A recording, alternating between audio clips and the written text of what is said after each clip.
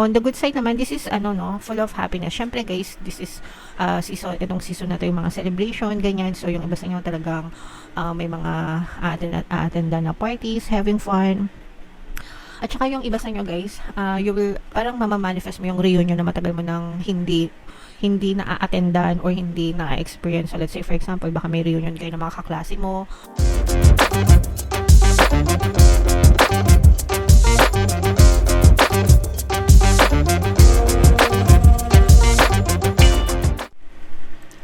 Hello guys, hello Aquarius, welcome back to Pinoy Pixie Tarot. Ang pamagandang episode natin for tonight is Full Moon Kapalaran para ngayon December to January para sa Aquarius, Sun, Moon, Rising, Sign, and Venus. Yung full moon natin guys, ngayong December ay sa December 15, tapos yung next na full moon naman natin guys ay sa January 13 mga kapixie. So, ang reading na to ay para sa period na yan. And ang pamagat ng ating full moon guys ay cold moon mga kapixie, na aayon sa panahon. Okay, so ito yung ating moon message para sa inyo. Unahin natin to. Expect powerful change. Yan. So ito talaga guys, napapanahon kasi nalalapit na guys yung bagong taon, no? Nalalapit na yung New Year, paglilipat ng taon mga kapixie. So, hindi lang yung paglilipat ng taon yung magbabago mga kapixie, pero i-expect mo na magkakaroon din ng powerful change or magandang pagbabago sa buhay nyo. Pero syempre guys, yung pagbabago sa buhay, hindi yan nakasalalay sa external circumstances natin. Yan ay nakasalalay sa iyo.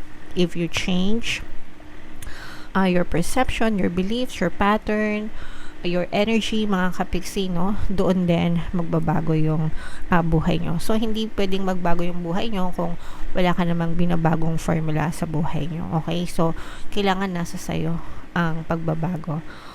So, kailangan magkaroon kayo ng disiplina and dedication mga kapixie. Kung baga panindigan nyo, no? Kung nagsasawa na kayo sa paulit-ulit nyong buhay, magsawa din kayo sa ginagawa nyo, di ba? Change, no? Embrace change, make that change, okay, para magbago din yung buhay nyo. It will all start from you, mga kapixie. So, attune to the moon, never mind the past, life evolves every single day.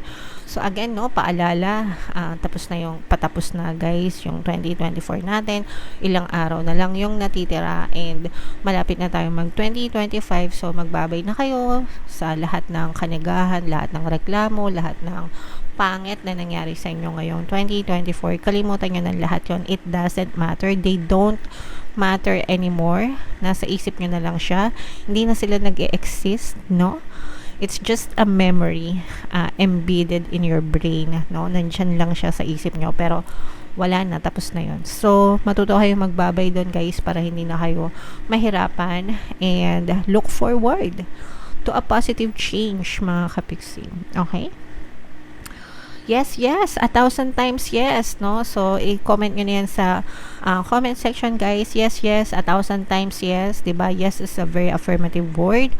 So, just say it a lot of times, mga kapixie, no? Yes, magbabago buhay ko. Yes, magiging masagana ako sa 2025. Yes, magiging maayos ang buhay ko sa 2025. Diba? Yes, positive na ako simula ngayon hanggang next year, diba? Yung mga ganun, guys. Just say it a lot of times. Kailangan mong paniwalaan yung sarili mo sa mga changes or pagbabago bago pa ikaw makakita ng positibong result sa physical reality mo. You're being shunted towards your life purpose. So, kung ano man yung purpose mo sa buhay, maaari mo siyang makita, ma-discover sa mga susunod na araw, na buwan, especially ngayon 2025, guys. Whatever is happening now is happening for your highest good. Kung ano man yung nangyayari sa inyo, mga kapixie, para sa inyo yan. Okay? Para sa inyo yan. So, always look at the positive side, sabi ko nga, mga kapixie. There's always negative and positive side sa lahat ng nangyayari. Yung mga negative, take it as lessons, diba? Para maitama mo yung mga pagkakamali mo and i-embrace mo naman yung mga positive, mga kapixie. Okay? And this is an important turning point in your life para kayong nagpapalit-balat, kumbaga, magta-transition, no? So, napaka-importante nitong season na to para sa inyo, pray mga kapiksi, no? I-assess nyo na, i-analyze nyo na, 'di ba? Huwag nyo nang sayangin yung pagkakataon. Isulat nyo, mag-journal kayo, isulat nyo doon kung ano yung mga pangit na nangyari and ano yung mas dapat na gawin nyo. So, let's say for example, this year, masyado ako naging mareklamo. So, 2025, hindi na ako magreklamo, iiwasan ko na instead, palagi na akong magpapasalamat. Okay? Yung mga ganun, mga kapiksi. Okay? This year, sobrang na-stress ako, sobrang negative thinking ako, overthinker, no? Next year, i-enjoy ko na lang yung buhay, magfo-focus ako sa positive, manonood na lang ako ng Netflix pagka na-stress ako, yung mga ganon, guys. So, you have to help yourself para mabago yung magkaroon ng positive change sa buhay mo, okay? So, yan, i-mind mo na yan, guys, sa comment section, no?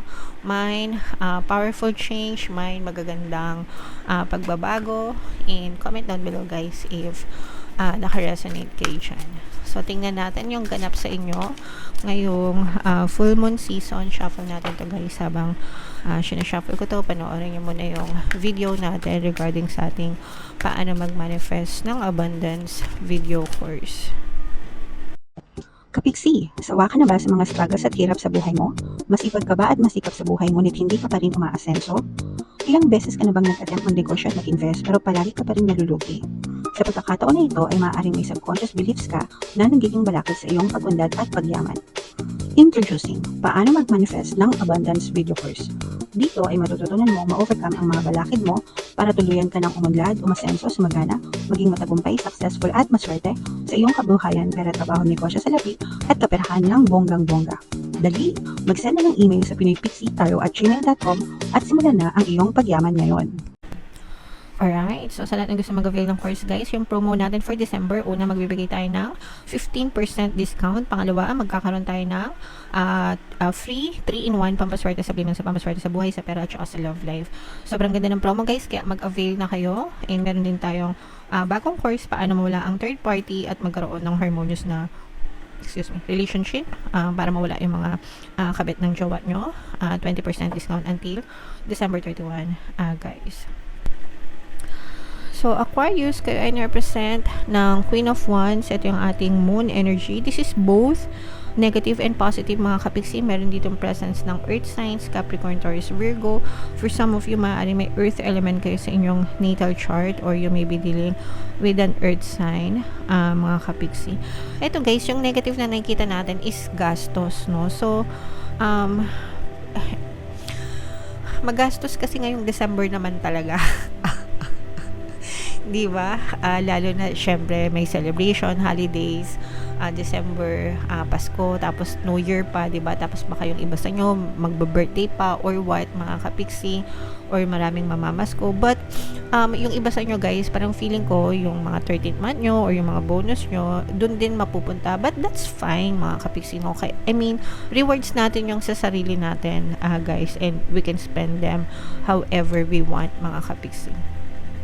Pero yung iba sa inyo, guys, parang medyo magkakaroon pa kayo ng mga additional expense siguro, no? Kaya yung iba sa inyo talagang mabubuksan nyo yung mga savings account nyo, yung mga unexpected na pagkakagastusan na hindi nyo inaasahan. So, let's say for example, baka may manghiram sa inyo ng pera or mamasko or baka may magkasakit sa inyo na kailangan nyong gumastos ng extra or baka may masira sa bahay nyo. So, ganun.